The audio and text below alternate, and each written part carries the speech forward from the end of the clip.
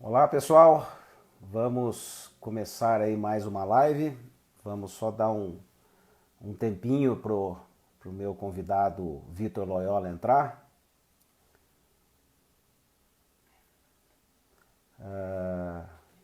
Vamos lá.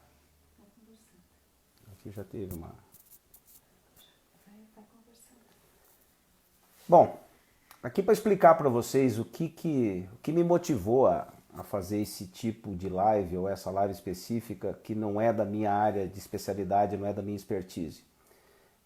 Eu sou engenheiro agrônomo por formação, sou consultor de empresas há mais de 30 anos e basicamente trabalho com liderança, com gestão de pessoas.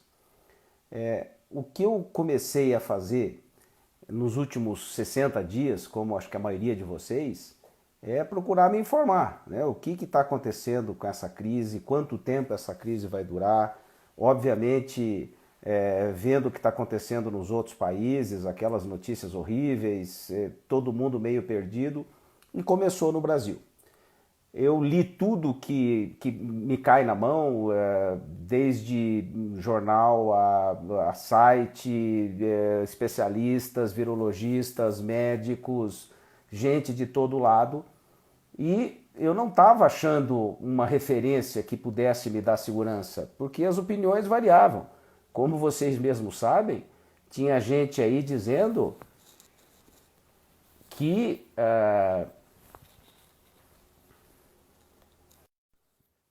o Vitor está chegando, que ia morrer lá, que ia morrer 1 milhão de pessoas no Brasil. E todo mundo apavorado com essa história e esperando que as coisas... Tá aí o Vitor, enquanto estou fazendo a apresentação prévia aqui. Boa noite, Vitor. Boa noite, Eduardo. Tudo bem? Beleza? Eu estou fazendo a prévia aqui para te apresentar aqui logo na sequência. Eu estou contando aqui como é que eu cheguei até você e até o André. E eu estava dizendo aqui, bem na hora que você entrou, que existiam aquelas previsões de até 1 milhão de mortes no Brasil, né? Aquelas previsões do College de Londres. E eu procurando aqui, procurando ali, e no LinkedIn, um amigo me indicou, falou, olha, siga esse perfil aqui do Vitor Loyola, que parece uma coisa consistente, ele analisa, ele faz os gráficos a partir de 150 mortes, nos diferentes países, e ele tem acertado. Eu desconfiei um pouco, mas falei, deixa eu dar uma olhada nisso aí. E quando eu comecei a seguir o Vitor, seguir as primeiros informes, 30, era lá 32 ou 33 dias após as 150 primeiras mortes no Brasil. E ele sempre terminava com uma frase de efeito muito importante, né? Um dia menos para terminar a crise, e isso era muito reconfortante. Só que mais do que o bom humor, o otimismo, a clareza do Vitor, eu comecei a ver que os dados matemáticos dele eram impressionantes. Ele dizia assim, essa semana a gente, infelizmente, vai crescer aí 25%. E batia lá 23%, 24%, 26%. Olha, essa semana São Paulo vai ficar muito ruim. Incrível, ele acertava. Aí ele dizia, existem estados que sequer entraram na crise, porque eles estão sob controle. E provavelmente esses estados não entrarão. E ele acertava. Então, nesses últimos 25 dias que eu acompanhei diariamente os posts dele, eu fiquei absolutamente impressionado e virou a minha principal referência para debater com os meus clientes, para debater com os formadores de opinião, para debater até com médicos. Indiquei para algumas dezenas de amigos médicos para que acompanhassem, porque o índice de acerto, de previsibilidade matemática e ao mesmo tempo de bom senso, nada de ufanismo, nada de exagero, eram impressionantes. Aqui só para fazer um parênteses também, uma pessoa que trabalha na mesma empresa que o Vitor, o André, também complementava, né? Eu via lá nos posts que o André complementava as informações do Vitor com uma abordagem um pouco diferente, entrando mais no detalhe de cada estado, fazendo comentários mais específicos, e eu passei a acompanhar os dois. Então, o que nós vamos fazer aqui para encerrar essa abertura, acho que já tem bastante gente observando, começar a conversar com o Vitor, fazendo a primeira pergunta aqui. primeiro para o Vitor se apresentar, para as pessoas que não conhecem, né, falar um pouquinho da carreira dele, e já emendando por que ele resolveu fazer essa análise, esses dados matemáticos, essas curvas, sendo que não é a profissão dele. Então, o seu currículo e como você começou a preparar esses dados, Vitor. Boa noite. Boa noite, Eduardo. Primeiramente, obrigado pelo convite. Bom, eu sou engenheiro eletrônico de formação, né? Formei pela Unicamp em 1994, faz tempo já, mas desde o começo da minha carreira eu trabalho no mercado financeiro. Então, tenho passagens pelo Citibank, HSBC, Barclays, Experian, Internacional, inclusive, mas sempre no mercado financeiro, e hoje sou um dos fundadores e sócio de uma fintech de crédito. Trabalho com números, essencialmente, né? Sempre muito números, tem uma boa dose de estatística, porque envolve gestão de risco, mas não sou nenhuma autoridade médica, nem biológica, nem tenho essa pretensão. Comecei a mexer com esses números, na verdade, foi quando eu recebi a planilha de um amigo meu, ainda em meados de março, as coisas estavam começando ainda, os primeiros casos ainda começando no Brasil, a Itália já estava mais avançada, eu recebi uma planilha em que o interessante dela é que ela era açafrada, ela tomava como referência o caso 150 de cada país e a partir daí fazia comparações. Eu achei interessante porque essa não era uma abordagem que se via aí pela mídia, a mídia, na verdade, em geral, um pouco superficial nos noticiários, e eu comecei, a partir dali, a popular a planilha para mim. Criei a minha própria planilha e comecei, no início era Itália, Brasil, Estados Unidos, só olhando casos, o Brasil nem tinha ainda mortes, não tinha óbitos, e depois, incluindo óbitos, outros países, a partir de um determinado momento, quando a questão dos casos infectados começou a ficar muito evidente a nossa subnotificação, né? Perdemos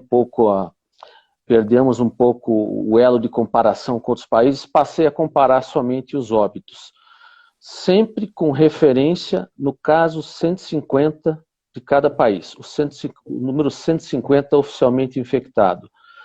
Aí as pessoas perguntam... 150 mortos, né? A partir dos 150 Não, 150 mortos. 150 casos. 150 casos é o dia zero.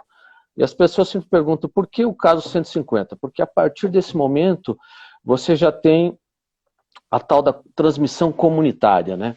Então, antes do caso 150, muitas vezes numa região, localidade, isso ainda é considerado como aleatório, você não tem ainda a formatação de uma epidemia. Tem gente que usa o caso 100, tem gente que usa o caso 150, não faz diferença no longo prazo. É 1 ou 2 dias de diferença.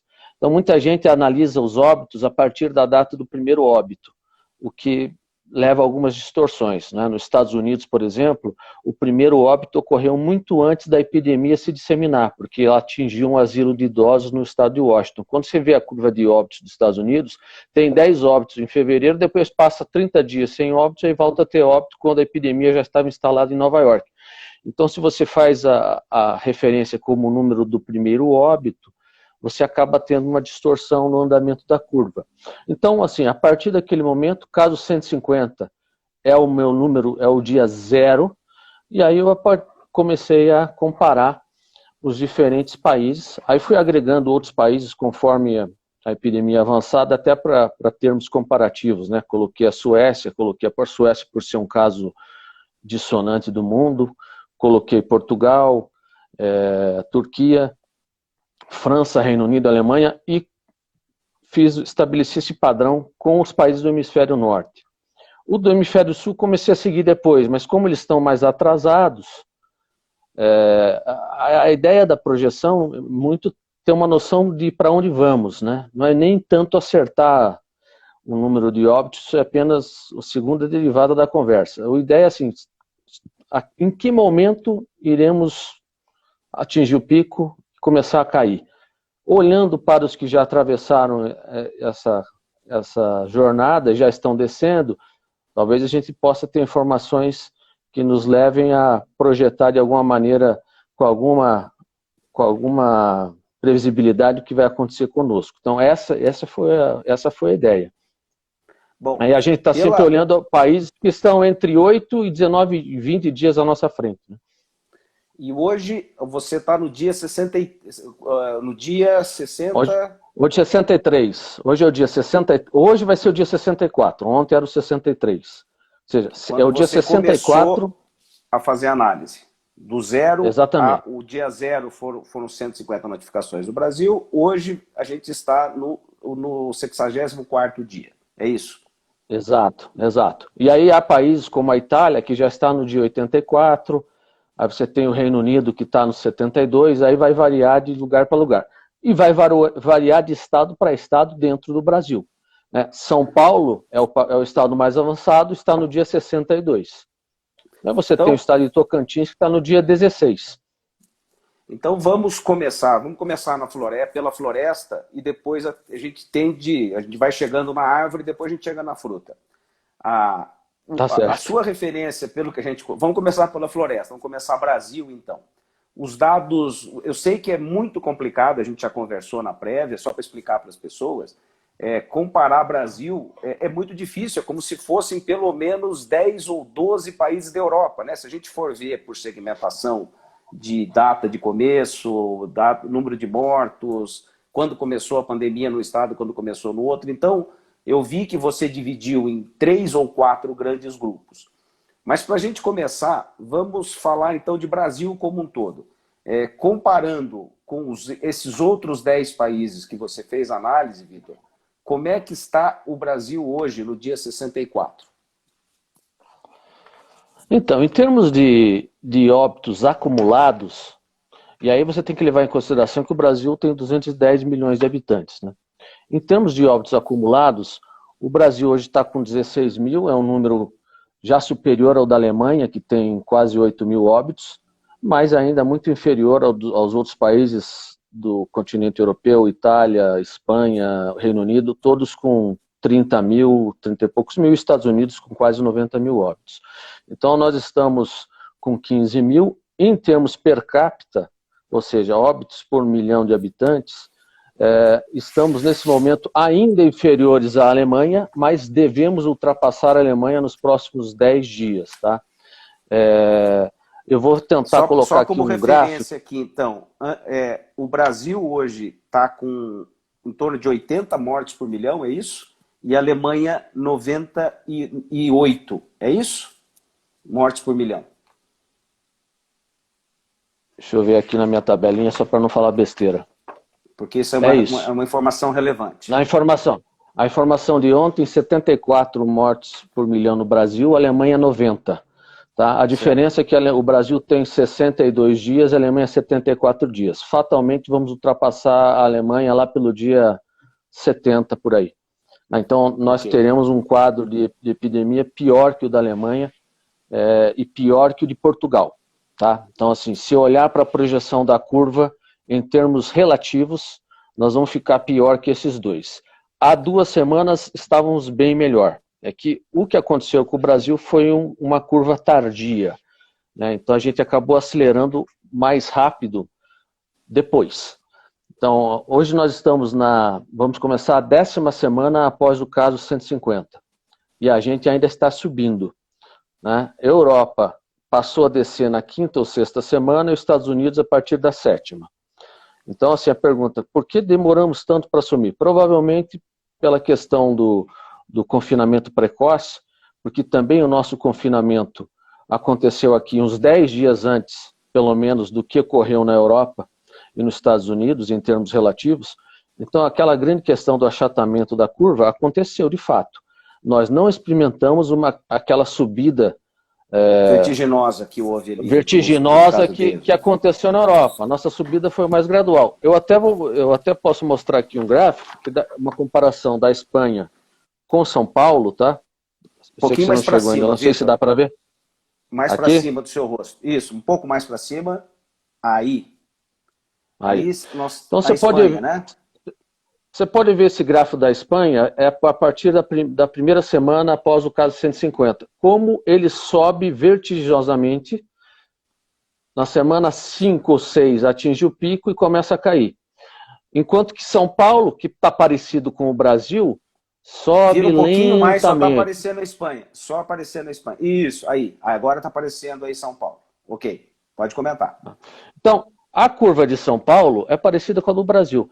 Então, se você olhar os gráficos de todos os países europeus, você vai ver a mesma característica que a da Espanha. Uma subida vertiginosa, seguida de quedas consistentes até atingir um platô lá embaixo, hoje já operando num nível de entre 100 e 200 óbitos por dia. No Brasil não aconteceu isso. Crescemos mais lentamente, muito porque nós temos um país continental em que os estados estão em diferentes estágios. Então, enquanto São Paulo está mais avançado, se tem muita gente ainda subindo a curva. Então, também temos aqui esses dois fatores, né? O fator confinamento precoce e o fator de estágios diferentes da pandemia. Então, demoramos mais para subir e provavelmente vamos também ter uma descida mais lenta, né? Do que se viu em relação aos europeus, né? Os europeus subiram muito rápido e desceram muito rápido. Aqui a gente está subindo lentamente e vai descer mais lentamente. Os números que você tinha me passado antes, até para as pessoas terem ideia de como está o Brasil, mortes por milhão, né, de pessoas.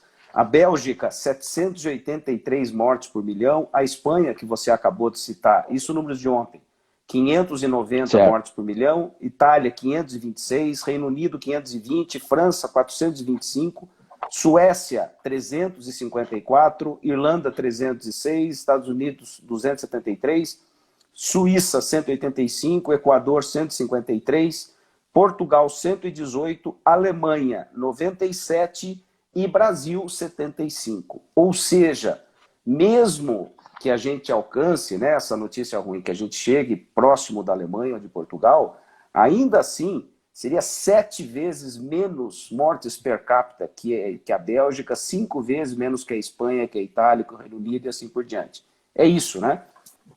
É isso. Em termos relativos, não há como a gente chegar nesses campeões do Covid, tá? Não vejo isso acontecer de jeito nenhum, a menos que a matemática... Tem risco de chegar a 300, 400 ali? A menos que a matemática nos surpreenda. Eu acho difícil. Tá? Você não vê, por exemplo... Vamos mostrar aqui o gráfico de São Paulo com a Espanha. Tá? E aqui estou comparando São Paulo, estado de São Paulo, 46 milhões de habitantes, com a Espanha, 46,6 milhões de habitantes. Então, são duas populações muito parecidas, a Espanha ocupando o dobro da área, 500 mil metros quadrados, contra 250 mil de São Paulo, a densidade demográfica maior aqui, o que vai contra nós. Então, assim, a Espanha 13 dias à frente, caso 150 no dia 13 de março, São Paulo no dia 16 de março. E está aqui a cara dos dois gráficos, você está dando para ver? Por favor, um pouquinho mais alto. Isso, agora sim. A curva, essa bem íngreme é a Espanha, e essa curva mais achatada é São Paulo, amarela, é isso? É isso. Essa aqui é a média, são os novos óbitos, média móvel de 7 dias. Tá? Então você vê que, óbvio, o Brasil começou a subir depois, mas mesmo hoje, no nosso pior momento, a gente ainda tem uma média de óbitos diários inferior à da Espanha, que já desceu a curva. Né? Então, assim, matematicamente, não vejo como nós tenhamos aqui uma situação tão ruim quanto se viu nesses países europeus mais afetados. Ah, mas pode subir? Pode subir. Ainda um pouco, mas não em São Paulo, diria. Mas assim, você não vê a curva passando, nesse estágio da pandemia, passando de 10 para 100. Não vai acontecer isso. Agora, que de fato, o fato de sermos um país continental com diferentes estágios, vamos superar a Alemanha, nós estamos bem melhores que a Alemanha. Nós vamos superar a Alemanha, vamos superar Portugal. Isso aí não resta a menor dúvida. Em números absolutos, é possível até que o país supere a Espanha. Mas a Espanha tem 46 milhões, o Brasil tem 210 milhões. Então, vamos, né, relativizar e contextualizar essa conversa. O estado de São Paulo, que tem a população da Espanha, não vai chegar nem perto do que passou a Espanha. Isso é fato. Então, a menos que a matemática ela nos desminta. Então, eu diria o seguinte, é uma situação muito grave, mas também relativizando, de alguma maneira, o vírus foi menos severo. Graças a Deus foi menos severo conosco. do que eles têm sido na Europa. Isso é fato. Então, só reforçar esse seu dado. Hoje, que São Paulo, por exemplo, que está no pico, ou provavelmente já está descendo do pico, o auge, o pior de São Paulo, que chegou a 224 mortes e está na faixa de 100, né, a 150, não chegou nem perto do pico da Espanha, que foi de 800, 900 mortes por dia. É isso, né? E pelo que você está dizendo, exatamente, não vai chegar nesse pico de novo, os 224. Você imagine que a Espanha, no seu pior dia, foram 961 óbitos, né? São Paulo teve o pior dia com 224 e hoje está rodando com 180, 190. A informação de hoje foi de 94 só, é um domingo, mas tem uma tendência já de queda. No mínimo, uma tendência de uma estabilização num platô, e mesmo os dados de São Paulo hoje são comparáveis aos da Espanha, que está já no fim de curva, né? Na estabilização já com parte de baixo. Então, o São Paulo vai... Como projetar que São Paulo vai ficar muito pior? Não vejo isso matematicamente. Em nenhum lugar do mundo, depois que você atinge o platô, pelo menos nessa primeira onda, nenhum lugar do mundo, depois de atingir o platô, você vê outro salto. Então, nenhum. Assim, todos os países que já estão mais à frente de nós, você atinge o platô, atinge o pico, fica nele por 1 ou 2 semanas, depois começa a cair. Pode cair mais rapidamente ou pode cair mais lentamente. São Paulo, ao que tudo indica, atingiu um platô, né? Semana passada, 1.083 óbitos, essa semana 1.072 óbitos, 2 semanas atrás, 927, 3 semanas atrás, 600 e alguma coisa. Ou seja, chegamos num platô. Agora vai ser 2.000. Isso eu considero que seria um absurdo matemático. Tá? Não aconteceu em lugar nenhum, a menos que estejamos criando. Eu acho muito improvável, a menos que estejamos criando uma nova maneira de... O Covid esteja criando uma nova maneira de atuação no Brasil. Não aconteceu em lugar nenhum, me reconforta saber que todos aqueles que estão à nossa frente, depois de atingir o platô, começam a cair. Acho que a grande questão aqui é assim, vamos cair rápido ou não? Né? E São Paulo também tem, assim como o Brasil, tem diferentes estágios. A capital está mais avançada, você tem o interior, então você pode ter, enquanto a capital desce, a Grande São Paulo desce, o interior sobe um pouco mais, porque o vírus começa a se espalhar um pouco mais, se adensar dentro do interior. Então pode haver isso aí, mas a tendência de queda, ela está aí. Assim, não dá para questionar, é inquestionável isso, né? Então, agora... eu vejo... Não, Vamos falar um pouco agora, Vitor, com relação aos 3 ou 4 grandes grupos do Brasil, né? Porque a gente já falou Floresta, Brasil, São Paulo, como você fala, é a referência, né? Porque quando São Paulo começar a baixar, os outros, porque foi o que chegou primeiro. Quando São Paulo, que foi o que primeiro que chegou, começar a baixar, a tendência é que os outros comecem a vir atrás. Então, eu gostaria que você fizesse análise dos, como você chama, dos 3 ou 4 grandes grupos diferentes no Brasil, por regiões ou por estados. Tá bom. Primeiro eu vou tentar mostrar um gráfico aqui. Ele é um gráfico de óbitos acumulados por 1 milhão de habitantes Brasil, tá? É um gráfico que está meio confuso, mas tem muita linha. Não sei se você consegue ver, tá bom assim? Mais para cima, Vitor, mais para cima. Isso, agora sim. Tem bastante linha, mas... Então, só para dizer, a linha tracejada é a média brasileira. A linha laranjada é o estado de São Paulo, né? Você vê que o estado de São Paulo, basicamente, no mesma data que o Brasil, estão bem avançados na pandemia. Tudo que estiver bem acima do estado de São Paulo, essas curvas descolando, essa cinza é o Amazonas, aí você tem uma azul escura subindo forte, que é o Rio de Janeiro, ao lado Ceará em marrom. Mas você vê que essa turma aqui, que está começando ainda na pandemia, começa pelo alto, é a turma do Norte e Nordeste. Certo. E você vê um grupo abaixo da linha tracejada, vários inclusive, quase não dá para enxergar, com uma linha praticamente estável e consistentemente muito abaixo da linha tracejada. São os estados do Centro-Oeste, do Sul e Minas Gerais. Que também, olha, não estão tão atrasados na pandemia, tá? Eles têm uns 10 dias de atraso em média, em relação a São Paulo. Então, quando você olha para essa situação, você tem, eu dividi isso em 4 Brasis. O primeiro é São Paulo, que corresponde aí a 22% da população brasileira, né? E já está em fase de platô. Aí você tem os outros estados muito afetados pela pandemia e que estão relativamente avançados já. Amazonas, Pará, Maranhão, Rio de Janeiro, Ceará e Pernambuco. Esses estados estão todos com indicadores por milhão de habitantes muito ruins e muito acima da média brasileira. E eles correspondem a 26% da população e estão uma média de óbitos de 157 por milhão. Esses têm crescido mais do que a média nacional, tá? E Ou aí seja, você o Brasil tem 75 e esses estados em pior situação em 150. O dobro da média de mortalidade. o dobro da média nacional, média exatamente. O dobro da média, só que mais cedo na curva. Então, assim, esse número ainda vai piorar.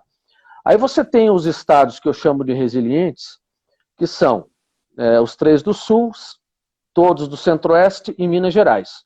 Esses estados somados dão 67 milhões de pessoas, 32% da população. Eles estão até avançados na curva, né? Tem uma unidade que o Distrito Federal tem 54 dias de pandemia já, e eles têm incríveis 9,7 óbitos por milhão, né? E crescem a uma taxa menor que a taxa brasileira. Então, enquanto o Brasil cresceu ontem 5,5%, eles cresceram 3,7%. Então, esses estados, de fato, a pandemia pode dizer que ela apareceu por lá bem de leve, né? Ontem, nessa região, houve 23 óbitos. 23 somando óbitos todos esses estados. Todos esses estados. 23 óbitos em uma região que tem 67 milhões de pessoas, ou seja, do tamanho da população de uma França e do Reino Unido, na data 54 após o caso 150. Na data 54 após o caso 150, França e Reino Unido tiveram 360 e 700 óbitos, respectivamente. Essa região teve 23 óbitos. Então, assim, não tem como achar que aqui a coisa vai ficar muito pior. Multiplique por 10, isso já é completamente inviável, dá 200. Ainda muito menos, tá? Então, assim, esses estados, por N razões, a gente pode até elaborar quais seriam os fatores chaves, mas a verdade é que a pandemia está muito menos severa lá do que em outros lugares. E aí você tem um quarto grupo, que eu chamo, é um grupo de outros, que é um agregado de 12 estados, a maioria do Norte e Nordeste, com população menor, e que não tem tanto, eles representam 20% da população brasileira e estão ainda num estágio inicial. Então a pandemia está de 16 a 49 dias, sendo que o 49 dias é a Bahia, que está com um desempenho até bom. A Bahia seria uma candidata a estar no grupo dos resilientes, era uma exceção no Nordeste. Mas se você somar esses todos os outros, eles também têm uma curva ascendente, só que com menos população e um pouco mais atrás do que aqueles 6 que eu citei. Então, na verdade, o Brasil é um somatório de várias partes. Eu fiz essa divisão por ser algo que fazia mais sentido. O correto seria, em cada estado é um país e você fazer uma avaliação. Mas, assim, a boa notícia é que você tem pelo menos metade do Brasil, né, os resilientes, que são 32%, e mais o estado de São Paulo, que é 22% do Brasil. Então, em 54% do Brasil, você tem um cenário de estabilidade. Estabilidade em termos de incremento de óbitos no dia a dia. Os estados resilientes estão aguentando firme. Todo dia, quando eu vou atualizar a informação, eu olho, Rio Grande do Sul, 3 óbitos a mais, Paraná, 2 óbitos a mais, ou seja, isso de fato demonstra a resiliência. Esses estados estão se mantendo, estão resistindo à aceleração da pandemia e tudo mais, e já não podemos dizer que eles estão completamente fechados, né? E São Paulo, que aparentemente chega numa estabilidade. Então tem uma metade do Brasil em que a situação é uma situação tendendo à estabilidade e a outra metade que ainda está crescendo. A grande pergunta é, quando esses outros 6 estados, eles começam a atingir o pico e dali para começar a cair? Aparentemente o Amazonas, que é um estado, é o pior estado em termos de óbitos por milhão de habitantes, já superou 330, né? Está num nível muito ruim. Aparentemente, essa semana também houve uma redução em relação ao anterior. Talvez o Amazonas tenha chegado já num pico. Vamos aguardar ainda o decorrer dessa e da outra semana para garantir que isso aconteceu. Um pico muito mais alto do que o São Paulo, mas não deixa de ser uma boa notícia. Então, à medida que esses outros estados também atenuarem a curva, atingirem um platô e começarem a descer, a composição da população desses 6 estados, mais São Paulo, mais os resilientes, fará com que a curva brasileira naturalmente caia. Por mais que haja aí a turma que vem atrás, de alguns estados do Norte e Nordeste, com ainda o movimento de ascensão. Tá? Então, assim, quando eu fiz a projeção há um mês, para o mês de maio, eu considerei o Brasil como um monobloco. E projetei aquele monobloco que tinha muito a cara da curva de São Paulo. Não era a maneira mais correta para fazer isso. Então, assim, provavelmente no final do mês de maio nós vamos chegar num número 10, 15% acima da minha projeção conservadora. Só que, assim, na minha cabeça, eu acho que a gente estaria entrando no pico para o país entre essa semana e daqui a 2 semanas. Talvez não aconteça para o Brasil ainda de forma muito clara isso, mas para o estado de São Paulo está acontecendo. Então, eventualmente, a gente ainda chegue com mais 2 ou 3 semanas, atinge um platô para o país e dali comece a cair. Né? Vai depender muito do que vai acontecer nesses 6 estados que mais sofrem hoje. Só repita os 6 estados, por favor. Os 6 estados. Amazonas, Pará, Ceará, Pernambuco, Rio de Janeiro e Maranhão. Esses são os estados críticos. Isso. Hoje eles correspondem aí, por exemplo, em termos de novos óbitos, a 63% dos óbitos do país. Apenas 6 estados, né? São Paulo tem outros 22, e aí o resto ficam nas demais unidades federadas. Os estados resilientes, por exemplo, 2,8% dos óbitos do país. Então, acho que é muito importante que a gente saiba diferenciar o Brasil. O Brasil não é uma coisa única, não é um bloco monolítico, né? Muita gente fala do Brasil, a pandemia no Brasil. O Brasil tem 1/3 do país que está sofrendo pouco. Né? E isso não aparece. Mas, de fato, está com índices... Parece que é um terror em todo lugar, do mesmo jeito, e não é verdade. Né? 1/3 do país está passando, não vou dizer incólume, porque é uma palavra pesada, mas está resistindo muito bem, né? Com certeza. Esse terço do país, se nós tomarmos esse estado resiliente, os estados resilientes, se nós tomarmos os indicadores que eles têm, eles são compatíveis aos indicadores dos vizinhos do hemisfério sul. Argentina, Colômbia, eles estão com indicadores muito baixos. Bem mais baixos que o Brasil consolidado. Esses estados resilientes têm indicadores compatíveis aos demais países da América do Sul. Então, assim, é uma outra realidade. E a gente tem concentra-se muito na questão o Brasil, né, os estados que estão sofrendo mais e tudo mais, mas tem uma parte da história que ela é menos severa. E vai continuar assim, na minha opinião. Vitor, nós temos aí mais ou menos 7, 8 minutos, que depois vai entrar o André Santoro na sequência, né? Pelo jeito o pessoal está gostando bastante, eventualmente a gente até pode repetir ou fazer uma nova live no domingo que vem para ver como é que andou, como é que evoluiu, né? Mas nós temos o problema do tempo, né? A gente só tem 1 hora dessa live. Então, eu gostaria, muita gente está perguntando o seguinte: primeiro, onde é que acha esses seus dados, né? Onde é que eu vou pedir para você dar onde você publica esses gráficos todos, essa análise diária que você faz. E segundo, para fechar o raciocínio todo, qual é a sua opinião sobre quarentena, sobre lockdown, sobre o fechamento extremo de alguns lugares que estão com mais mortes, outros menos, para fechar essa sua participação? Tá bom. Bom, eu publico diariamente no meu perfil do LinkedIn, Victor Loyola, né? No perfil do Facebook também, que é Victor HM Loyola. As informações dos países eu obtenho num site chamado worldometer.info e as informações do Brasil do Ministério da Saúde. E aí, enfim, tem uma planilha que eu compilo e faço todos os comparativos. Então, todo dia, depois das 10h30, por aí, sempre sai um relatório do resumo do dia, né? Hoje, o dia 64, até meia-noite sai. Em relação ao lockdown, eu acho que são 3 variáveis. A primeira é a ocupação dos hospitais. A segunda seria a taxa de contágio, o dito R, né? Se o R é maior que 1 ou menor que 1, quanto o nível de contágio está acelerando, né? E o número de casos total, para você fazer uma equação em que você decida se faz sentido lockdown ou não. Se você tem muito espaço no sistema hospitalar, poucos casos, e não está acelerando muito, como é o caso, como é a situação dos estados resilientes, não há nenhum sentido em fazer lockdown, na minha opinião. Veja que o que nós tivemos aqui não foi nem lockdown, foi um confinamento parcial, né? Em São Paulo, que todo mundo está perguntando, essa ameaça de lockdown,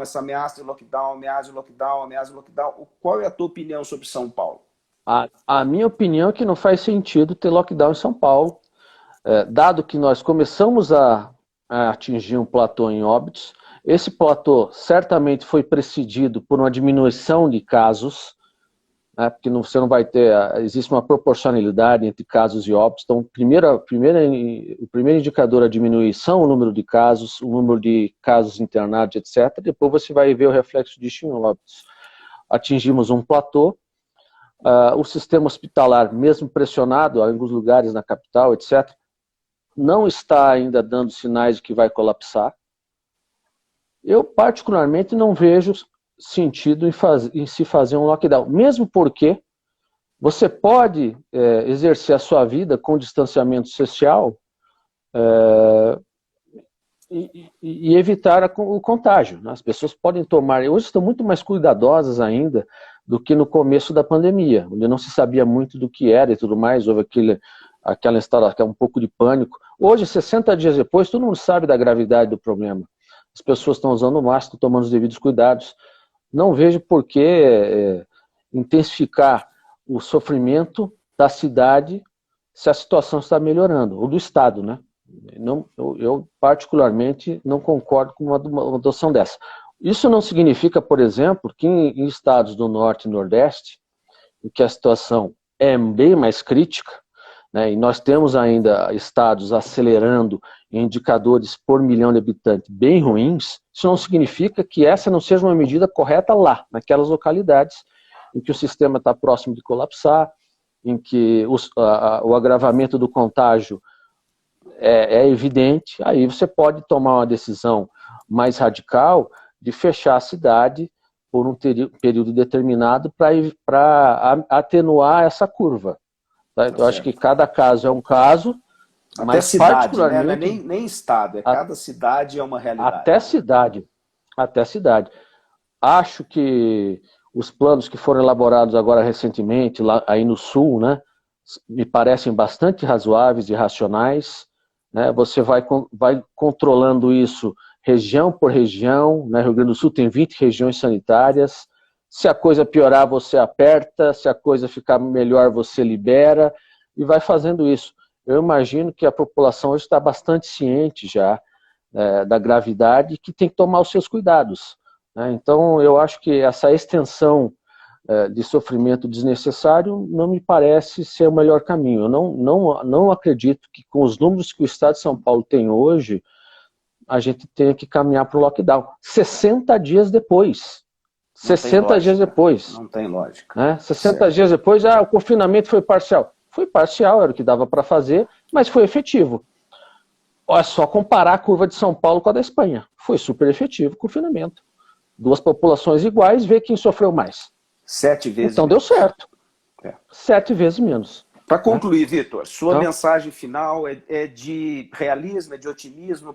Todo mundo está perguntando quando é que a gente começa a voltar ao normal, pelo menos nessa metade do Brasil, nesses 100 milhões de habitantes que estão ou nos estados resilientes ou naqueles que estão com a curva equilibrada. Qual que é a tua visão na parte boa e na parte que não está tão boa? Para a gente fechar. Voltar ao o normal antes da pandemia talvez ainda demore, né? Acho que vai demorar muito para a gente voltar a frequentar festas e aglomerações. Isso ainda não é uma realidade imediata. Mas eu imagino que voltar a ter condições de mobilidade, mesmo que com os devidos cuidados, né? Frequentar Distanciamento, lugares de máscara. distanciamento, restaurante, etc. Eu acho que mês de julho, né? Se tudo der certo, a gente já poderia estar voltando ao normal nessa parte melhor da curva. E, eventualmente, no mês de junho, começando a sair da toca, né? O confinamento em São Paulo está previsto até o final de maio, aí as autoridades vão revisar os números e ver o que fazer para o mês de junho. Se essa tendência permanecer uma tendência de queda, etc., eu imagino que alguma liberação já vai haver. Já nos estados resilientes, eu acho que essa é uma situação até bem menos dramática, bem menos penosa do que nós estamos passando por aqui. Eu acho que estarão mais à frente, inclusive, né, em termos de flexibilização. Alguns lugares já tem shopping aberto, em Santa Catarina, no Santa interior do Catarina, Paraná. 2 semanas já.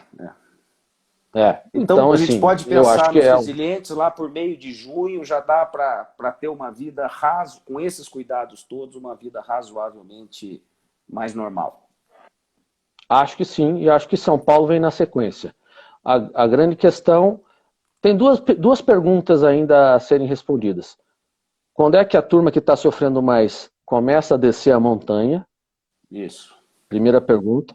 E qual é o efeito da chamada segunda onda, né? Porque, óbvio, o vírus está aí fora esperando por nós, né?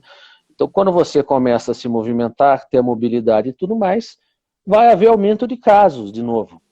E isso não é uma razão para alarme, desde que o sistema consiga aguentar isso, né? Então, o sistema conseguindo aguentar esse incremento, até onde ele pode chegar, de modo que não haja de novo considerações para fechar cidades e tudo mais, né? Então, acho que ainda nem vimos isso no hemisfério norte, porque eles ainda não saíram totalmente e você não pôde verificar se há uma segunda onda. Deve haver, mas porque o vírus permanece entre nós, né?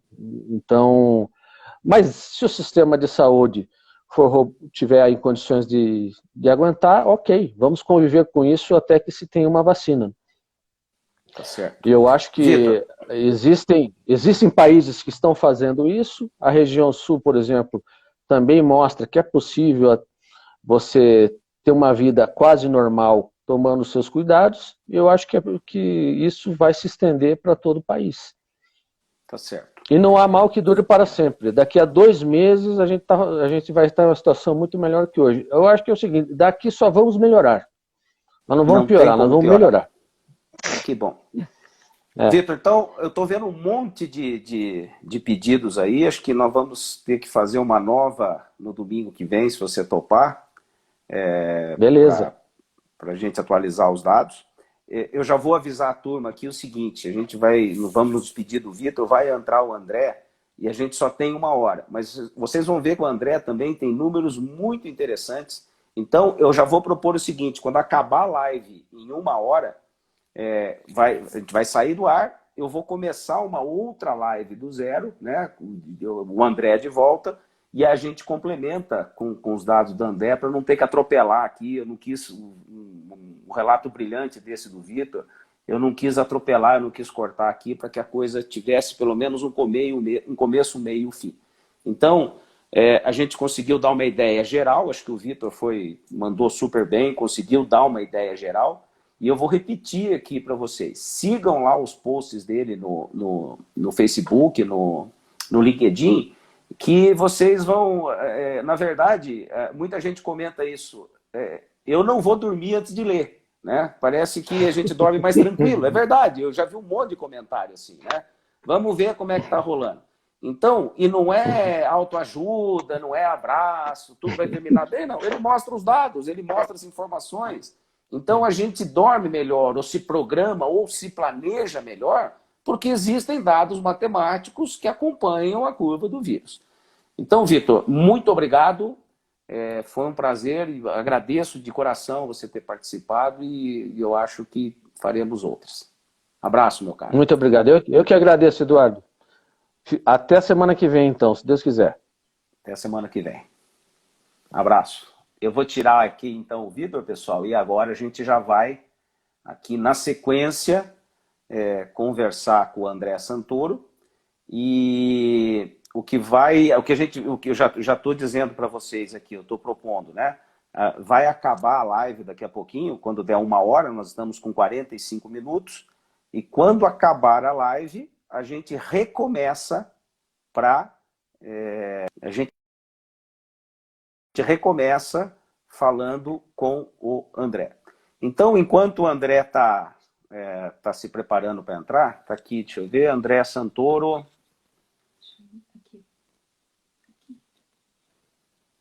Eu estou adicionando o André aqui, pessoal.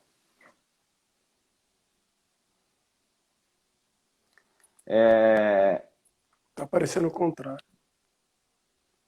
O André está se arrumando lá. Olá, André. Boa noite. Olá, tudo bom? Boa noite. Tudo bom, Eduardo? Você ouviu como eu estava explicando aqui? Quando a live acabar, sim, nós só temos mais 15 minutos, né? Tá bom. Eu vou te avisar quando faltar 1 minuto. Ela vai zerar, vai apagar tudo. E depois a gente começa uma nova para ter pelo menos mais uns 15 ou 20 minutos para fechar sem problema. as informações. André, então, resumindo a mesma coisa que eu perguntei para o Vitor, acho que você ouviu, um resumo breve do seu currículo e por que você começou a fazer esses dados e, na sequência, você já entra de sola falando das 4 cores, que é muito bacana, o verde claro, o verde escuro, o amarelo e o vermelho. Boa noite, vamos lá. Boa noite, tudo bom? Na verdade, acho que as razões foram similares à do Vitor, né? Eu também sou formado em administração, tenho um MBA em economia, a gente trabalha no mercado financeiro há 13 anos, a gente trabalha junto, e ali no começo de março a gente estava vendo a situação na Itália, estava vendo a situação na Europa, eu ia para Portugal e o Vitor brincava comigo, você não vai nada, vai estar fechado. E aí a gente, nesse troca de informação, começou a traquear como é que estavam as curvas. E aí, a partir do meio de março, a gente ia viajar dia 28, foi ali depois do carnaval, dia 2 ou 3, a gente começou a diariamente colocar os dados. E como o Vitor bem expôs, até é difícil falar depois dele, porque ele tem tanto conteúdo, a gente começou a traquear por vintage, porque parece muito com crédito. Então, o crédito a gente também olha uma visão safrada, né? Eu empresto hoje, o que vai acontecer? E a curva era muito similar. E aí a gente falou, poxa, eu acho que a gente consegue usar o nosso conhecimento para aplicar nisso. E a gente foi aprendendo ao longo do tempo. Então, como o Vitor bem colocou, e de fato é verdade, quando a gente começou, a gente fez um Brasil só. E aí depois a gente falou, poxa, mas dentro do Brasil tem 27 Brasis diferentes, que se agrupados dão 4. Aí a gente foi e continua. O modelo ele continua, ele não tem o intuito de acertar, ele tem o intuito de estar certo. Então, diariamente a gente faz o relatório, cada um ao seu lado, e de alguma maneira a gente reprojeta para frente. Foi assim que começou, esse é nosso intuito. Não é acertar, a gente não quer cravar número de óbitos, nada disso. A gente quer ter uma visão da dinâmica do momento que a gente vai pousar. Porque eu acho que a sensação que todo mundo tem, é genuína, é que a gente está num avião numa turbulência muito forte e às vezes você não consegue enxergar a pista. E a gente, ao olhar países europeus, a gente consegue falar, essa turbulência vai passar, o avião não vai cair e graças a Deus em algum momento a gente vai pousar. E esse momento, como o Vitor bem pontuou, vai ser diferente para cada região do país, mas é seguro que todas vão pousar. Isso é a matemática nesse caso, ela é implacável. Temos alguns gráficos aqui depois para dividir, se for o caso. Ótimo. Então, vamos lá. Fale, por favor, sobre as 4 cores que você coloca nos seus posts, que é o verde claro, quem são os estados, verde escuro, o amarelo e o vermelho, e como é que está cada grupo. Como é que está cada grupo hoje? Essa pergunta é muito importante. A divisão ela é bastante similar à do Vitor. Acho que a única diferença Eu estou no dia 62, eu uso o óbito 1 como dia 0, ele usa D150, acho que não tem certo e errado, não muda nada, a conclusão é mais ou menos a mesma. E também os Brasis são mais ou menos iguais, né? Até vai soar um pouco repetitivo, mas é inacreditável a resiliência do Centro-Oeste e do Sul. Eles têm 64,2 milhões de habitantes, equivalente à população da Espanha e do UK, Reino Unido, perdão, e eles têm 597 óbitos, né? Isso aqui dá uma média de 9,3 por habitante. Aqui até eu tenho visto muita pergunta, às vezes as pessoas querem ser muito 1 ou 0, né? Ah, é a favor do lockdown, é contra. Na verdade, esse modelo ele é tão complexo que ele não dá para afirmar. Dentro desse bloco aqui, você tem estados como Santa Catarina, que abriram os shoppings há 2, 3 semanas atrás, você tem Goiás, que abriu há 1 semana atrás, você tem Minas Gerais, que praticamente só Belo Horizonte ficou fechado. Então, nós temos muito mais variáveis, além do isolamento social em si, que explicam. Aí, como o Vitor bem pontuou, a qualidade do SUS. Uma outra coisa, Eduardo, que é muito pouco dita na mídia, mas a entrada e saída de estrangeiro. Uma das razões de São Paulo estar sofrendo muito, e o Rio de Janeiro também, é porque são hubs da América Latina. Entra 1,5 milhão de estrangeiros aqui todo ano, ainda mais no Carnaval. Não é tão comum as pessoas se dirigirem a Minas Gerais, principalmente no interior, ao Mato Grosso, não é tão comum isso acontecer. Então isso explica um pouco, junto com o SUS muito bem equipado, são estados ricos. Esse daqui seria um exemplo. Se ele fosse um país europeu, só para comparar, com a mesma população, com 10 dias na frente, a Espanha tem 586 mortes por habitantes, quer dizer, 9,3. Não está nem no mesmo... por milhão de habitantes. Por milhão de habitantes. 586 por milhão de habitantes contra 9,3. Aí eu acho que a gente tem esse bloco intermediário, que o Vitor bem colocou, se eu não me engano, são 12 unidades federativas. O grosso, fora Distrito Federal, está localizado no norte e no Nordeste, fora a Bahia. Eles estão e a Bahia acho que tem um pouco a ver com o Carnaval, que deve ter trazido o vírus ali no Carnaval. Eles estão em fases um pouco anteriores da doença, então, se a gente está em 62 em São Paulo, Tocantins está em 14, Piauí está em 30, Bahia está em 52, mas o que nos conforta é que eles estão com 33,6 óbitos por milhão. E ainda que eles piorem muito o número, o pior cenário que eu enxergo para esse bloco é a Alemanha. Lembrando que a Alemanha é o melhor país europeu de longe e hoje está com 96,7. Então, ainda que eles tripliquem... esses 12 estados, André, o nome, porque tem gente de todos os estados. Sim, claro, óbvio. Distrito Federal, e é o único que foge do Centro-Oeste, mas é 18,7, tá? Ele é um que quase daria para subir para o Grupo Verde. Sergipe com 23, Rio Grande do Norte com 39, Alagoas com 58, Piauí com 20, o extremo norte, Roraima com 20,3, Rondônia com 38,3, Acre 65,6, mas são 59 casos, Espírito Santo com 67,8, muito parecido com São Paulo, Bahia surpreendentemente muito bem, 19,2, apesar de um SUS não tão bom quanto São Paulo, Paraíba com 44,6 e Tocantins, que assim como o Distrito Federal, daria para ir para o Grupo Verde com 18. Então, até nesse grupo verde escuro, tem um verde mais claro e um verde um pouco mais escuro. Aqui moram 33,6 milhões de pessoas. É quase do tamanho da Itália, não é pouca gente, não. E aqui a gente tem 43 milhões de pessoas, é do tamanho da Itália.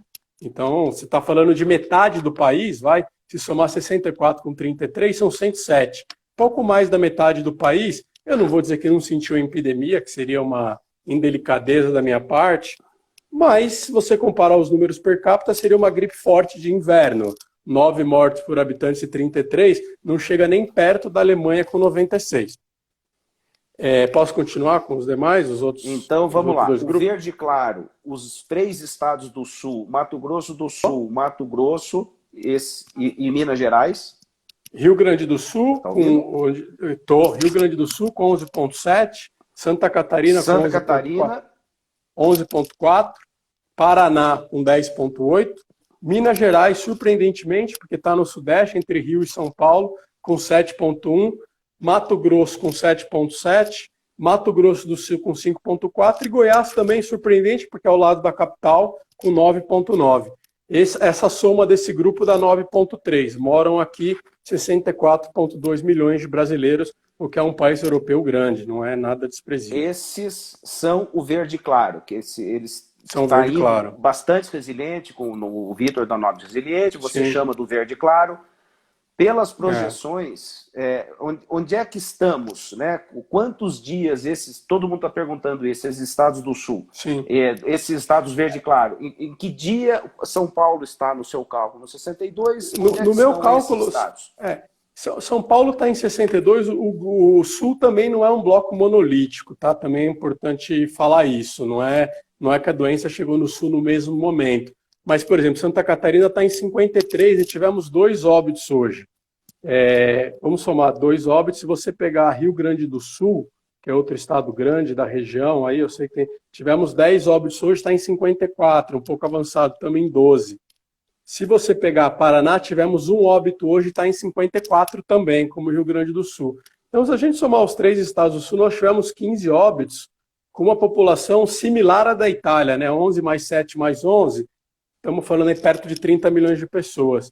A Itália, nessa mesma fase da pandemia, chegou a ter dias de 700, 800 mortos.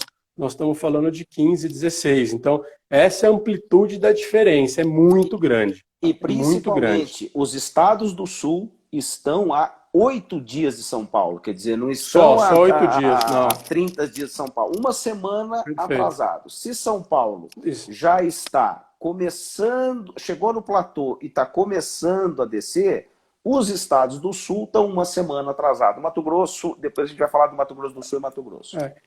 E eu diria até que o Sul tem uma vantagem em relação a São Paulo, que é meu estado. Todo mundo que está atrasado, essa é uma questão que eu tenho muito com o Vitor, na verdade o atraso é menor, porque quem foi avisado antes da pandemia, rapidamente preparou o seu sistema para testar. Então, por exemplo, o primeiro caso da Itália, que o Vitor e eu consideramos ali no começo de fevereiro, provavelmente foi em dezembro. E aí parecia uma gripe de inverno, não contabilizou. O Sul, por já ter vindo depois de São Paulo, é quase seguro que o primeiro dia do Sul, de fato, é o primeiro dia. Então, eu arrisco dizer aqui que talvez nem seja uma semana de diferença. Ela seja até menor. Porque o Sul, o primeiro caso que teve, já foram lá e já contabilizaram. Assim como os estados que vêm depois. Então, essa distância, o Vitor falou Tocantins em 14, é verdade. Mas talvez o 14 de Tocantins seja equivalente ao 30 de São Paulo. Porque São Paulo talvez tenha demorado 2 semanas para perceber que não era uma pneumonia normal, que tinha alguma coisa além. Esse é um fator exógeno à matemática, a gente nunca vai saber, mas faz sentido. Porque quem mora em estados mais frios, como o Sul e São Paulo, sabe que no inverno tem mesmo pneumonia. Aliás, em abril, 3 vezes mais pessoas morreram de pneumonia do que Covid no meu estado. Então, me parece natural que o caso 1 esteja mais recuado um pouquinho, o que só reforça seu ponto do Sul. Talvez o Sul esteja quase junto de São Paulo. Ok. E vamos então revisar, porque já vai cair daqui 3 minutos, para a gente recomeçar. Os verde escuro, eles estão com quantos dias comparados com São Paulo? De novo, São Paulo está 62, os verde escuro estão quanto aproximadamente? Aqui o que a gente tem mais perto é a Bahia, que a Bahia já está em 52, como eu falei, né? Acho que aqui eu atribuo muito ao fator carnaval, né? 50, perdão, 51 com hoje. A Bahia, eu acho que muita gente saiu de São Paulo e do Rio, foi para a Bahia no carnaval, e isso fez com que a Bahia tivesse avançado em relação aos demais. Aqui nós temos um problema também, Eduardo, que é o reverso do Sul. Por serem estados mais pobres e com uma geografia mais espaçada, a informação demora muito para chegar até a capital. Por exemplo, tem 2 minutos, vai cair, André. Vamos fechar esse raciocínio, que são 2 minutos, que vai cair. Aqui, na média, eles estão 3 semanas para trás de São Paulo, mas ao contrário do Sul, aqui a intuição diz que devem estar mais, porque deve ter muito caso represado que vai começar a chegar para frente. A gente viu exatamente isso em Manaus.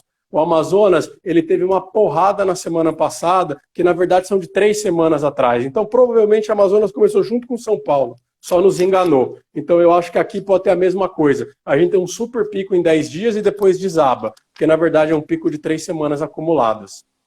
Tá claro. Está entendido. Mas lembrando que o super pico é a Alemanha, só para deixar claro para ninguém... E aqui, como referência, só para vocês entenderem também, o Ceará também, com essa explosão, é o hub do Nordeste, né? Quer dizer, os voos da Europa, os voos dos Estados Unidos, eles vão lá para... Eles chegam em Fortaleza. E Manaus, Portugal também. Eu sei, porque eu sou pescador, tem voo direto para Miami. Né? Manaus é lugar a gente pesca muito, eu já fui, sei lá, mais de 50 vezes para Manaus, e a quantidade de americanos que chegam, não é para descer o pau americano, não é nada disso, ninguém sabia que estava rolando. Mas em janeiro e fevereiro é enorme. Então, provavelmente, a infecção de Manaus veio desse lugar, dos Estados Unidos. A de Fortaleza e Recife, por serem polos turísticos, chegou da Europa, provavelmente. E São Paulo e Rio de Janeiro são os hubs de avião do Brasil como um todo. Então, a provável explicação é essa. E tem mais um fator antes de trocar. Manaus tem um fator que muito pouca gente tem falado. A Zona Franca ela tem muita empresa chinesa. Todas as empresas